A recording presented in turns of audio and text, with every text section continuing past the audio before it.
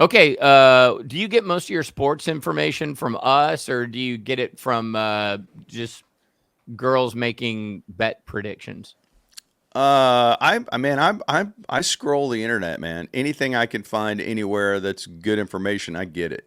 Okay, we're gonna put a video up, and then we're gonna encourage you in the comment section to tell us what you think is going on here. It's a sports video. If you guys like sports talk, go ahead and throw that up, Theory, and we'll listen to her for a second.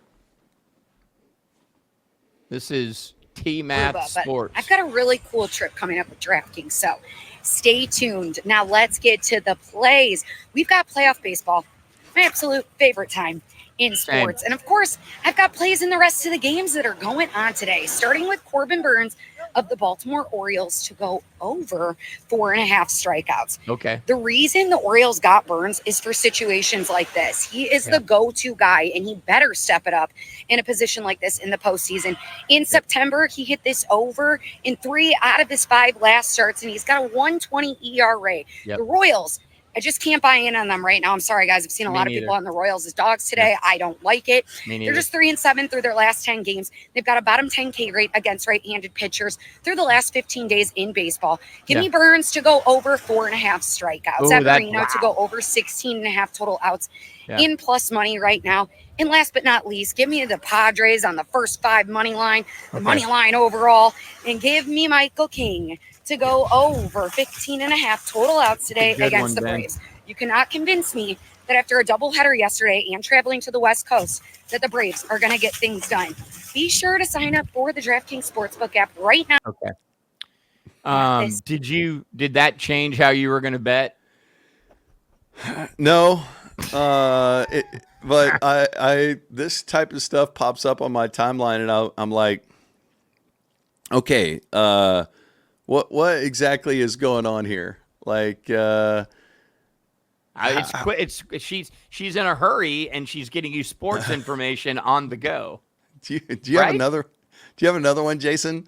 Because it is a theme. You know, that's not the only one where she was in a hurry at the beach and she suddenly needed to. I forgot to post my pics today. Let me do a. Here's another one. Okay, let's see what happens here. Time for the walking bets here in London, and we are here for the Vikings-Jets game. I've got a couple of plays that I want to go over. They're always framed this way. Bets are, of course, I wonder sponsored by DraftKings. So let's get to the plays, and I've got a special guest that's going to be putting a big amount of money on our biggest play for today. Let's give you guys a quick view of the game from the DK suite. It is a view of the game. Favorite play. All right, you can kill it, Jason. For today is going to. Do you like that view of the game lasted like 2 seconds and it was back to the walking jugs? And half the people who were watching checked out. Like, hey, man, hey, I don't need to see the game.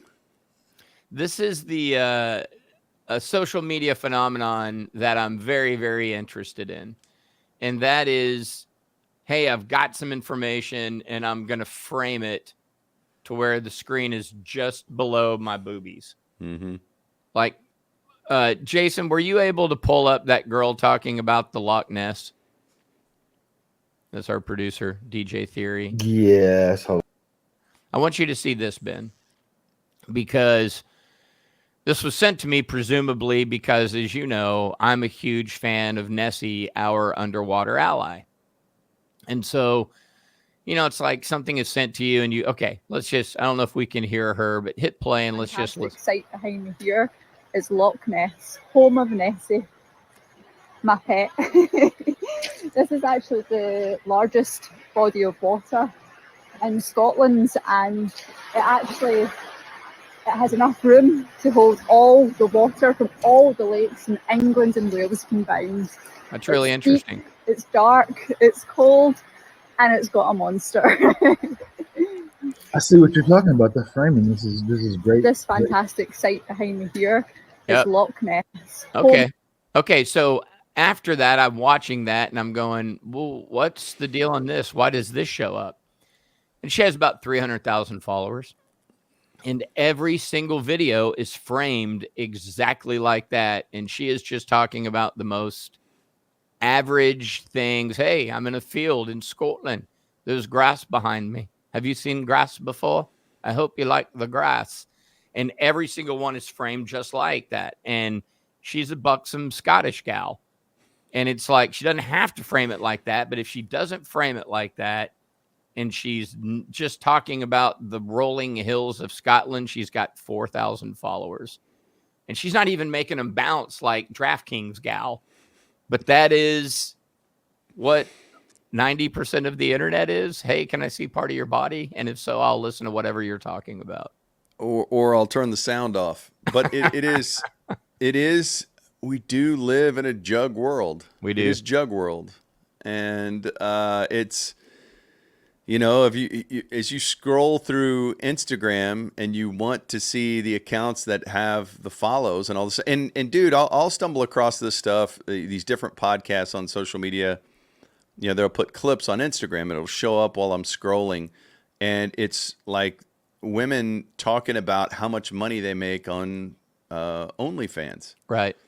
and it's like 60 grand a month and stuff like that. And so this jug world that we live in, intersecting with social media, is just it just makes these accounts explode. And I feel, you know, I don't want to be judgmental of, like, it's like our friend Kat had a comment up here that was like, okay, that the lady who's showing them off, probably her take was, here it is right here. Getting views because of her attire. She knows her stuff. I bet she feels most people wouldn't take her seriously because she's a woman. Like, I know how these things make me feel, but I wouldn't pretend to know how they make women feel. I can imagine my wife is like, would look at this and go, seriously, really? Like, why don't you just, if you have a point to make, just make the point. Mm-hmm. But she's leaning in on her sex appeal and growing her account. So I'm not mad at her, but it's like, I don't know. If a dude was walking, I probably wouldn't listen to his betting tips either. Right. And you know, the interesting thing about, well, she's doing that because no one will take her seriously. Like, the stats are not in their favor, but like, I look at someone like Mina Kimes. I mean, she's a monster in Yeah. the media world. Yeah. And everything that she does is about her content. Now, I realize perhaps that's an outlier.